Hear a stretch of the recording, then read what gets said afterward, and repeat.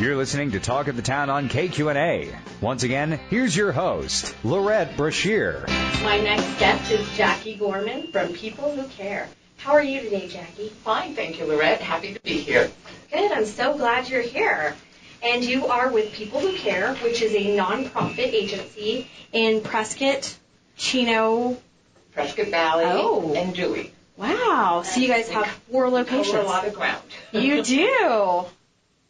So tell us a little bit about your organization. Okay. Well, as you said, we're a nonprofit. We're a 501c3 tax-deductible organization.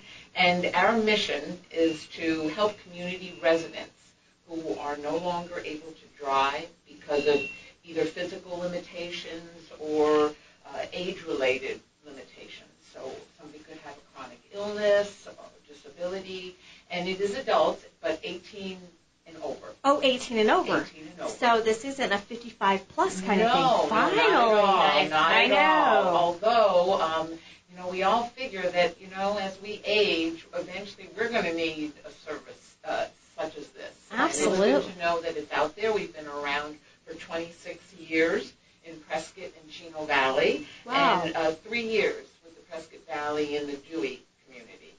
So, how did you guys start? How did this idea came to be? well, it was originally started by 2 women down in the Phoenix area.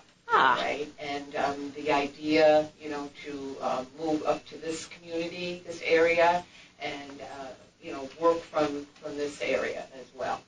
Gotcha. And so, what are some of the services that you offer? Well, we actually offer a wide variety of services to individuals.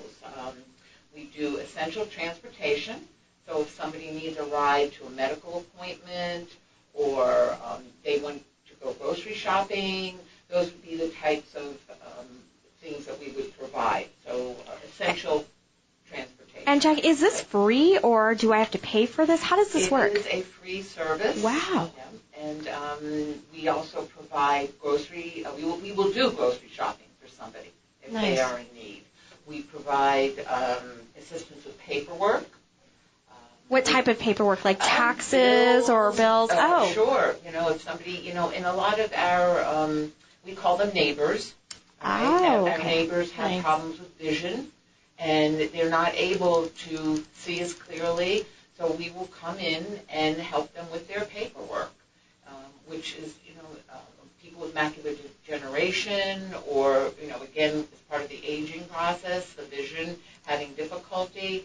So a volunteer will come in and work one-to-one with the neighbor on doing that. What a fabulous service. Yeah, we also provide family caregiver relief. Oftentimes a spouse will have a partner who cannot drive. The spouse can drive, so they will need to get out, though. Caregivers need a break. They need a break. So we will come in, we will stay with the spouse, so the other person can go out and, get a break, go have lunch with a friend or, go to a movie, because it's important to take care of the caregivers as well. Yeah, it's good for mind, body, and soul. Absolutely. We will also do friendly phone calls and visits. A lot of our neighbors, as they age, are the only individuals in the area. They don't have family.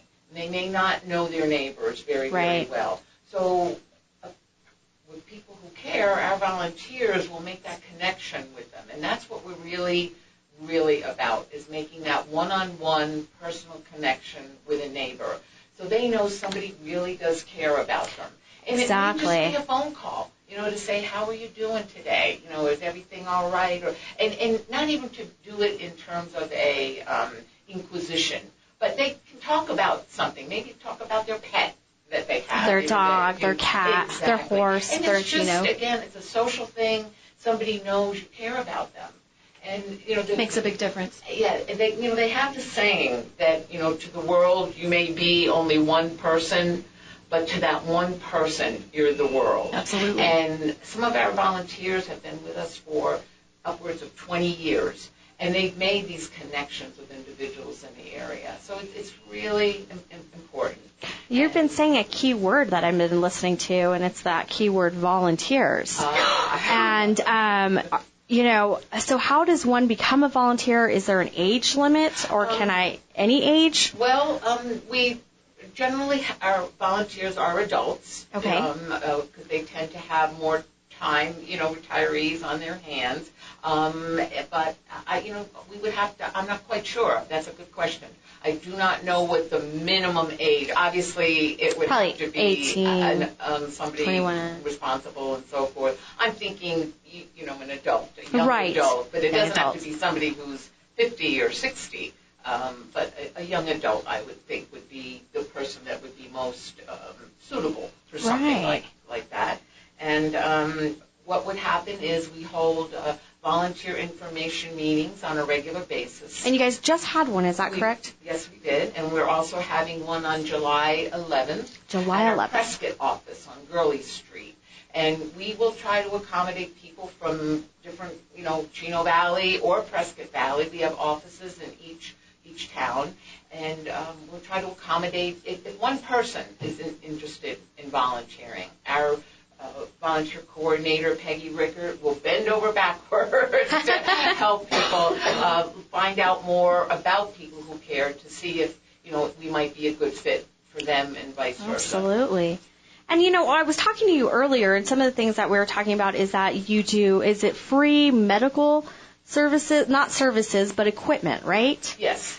We have a medical supply equipment closet in the Chino Valley, outside of the Chino Valley office. It's Oh, on the how Methodist wonderful. Church grounds. And by contacting our Chino Valley office, Marie Bernardo, I can give you that number. Her number is 928-636-3295. And Marie can set that up for And it's somebody. just medical equipment, so I can get anything, maybe like a wheelchair, if I needed a walker, a cane.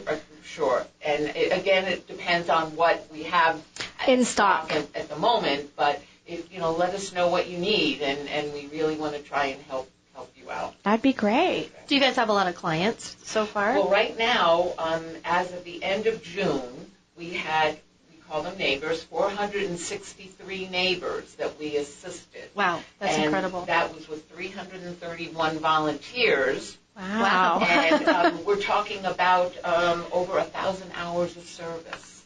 And herein, let me emphasize as well, we can use more volunteers, specifically in the Chino Valley and the Prescott Valley areas. We have a lot of neighbors who need assistance, and we just would love to have more people find out about us and, come and see what we're about and see if you're a good fit. And it sounds just so great. If you have just a couple of hours on your hands to volunteer, you can take somebody grocery shopping, you can run somebody to the pharmacy. Mm-hmm. So it's just only a few hours, and it's not every day. And, that you mentioned that Ray Lorette, is that we are very flexible. And we understand people have busy lives, and sometimes it is hard to commit to a certain number of hours every single week. Right. But every Wednesday, say, at a certain time.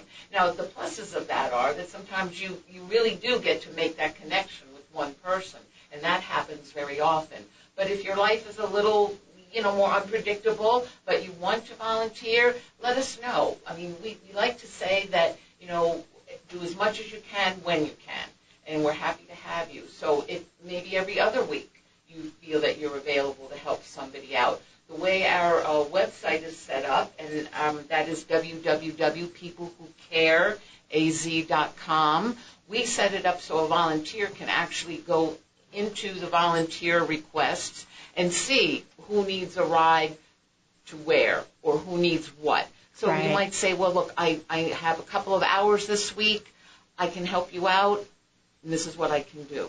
So we really want our volunteers to feel that we value their time and the services that they're providing, the assistance that they give. And our it's even neighbors. just taking them to their medical appointments. Mm-hmm. If I wanted to volunteer, what kind of screening process would I go through? Well, we do question. random background checks. Good. Random background checks. So you don't have to be fingerprinted. Okay.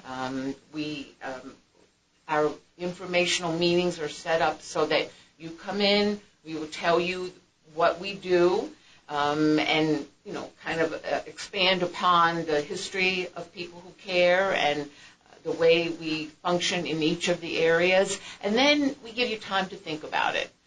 There's no commitment on the spot. No pressure. In fact, no pressure. Really, no pressure.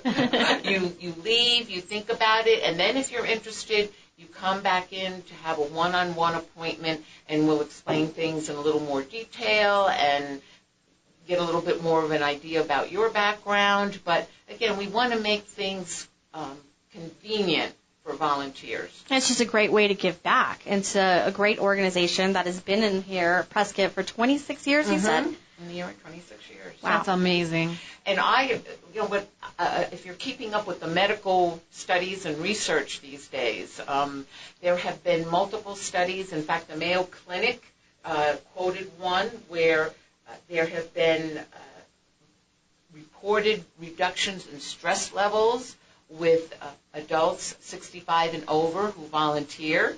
Yes. There was a study done by the longitudinal study on aging. That's a mouthful. That found that individuals who volunteer have lower mortality rates than those who do not, even though they were controlling for age, gender, and physical health. Now, we're not making promises. Right. There is research there that says It'll just make you feel better. It's not just the neighbor who benefits, it's the volunteer as well. Who will benefit.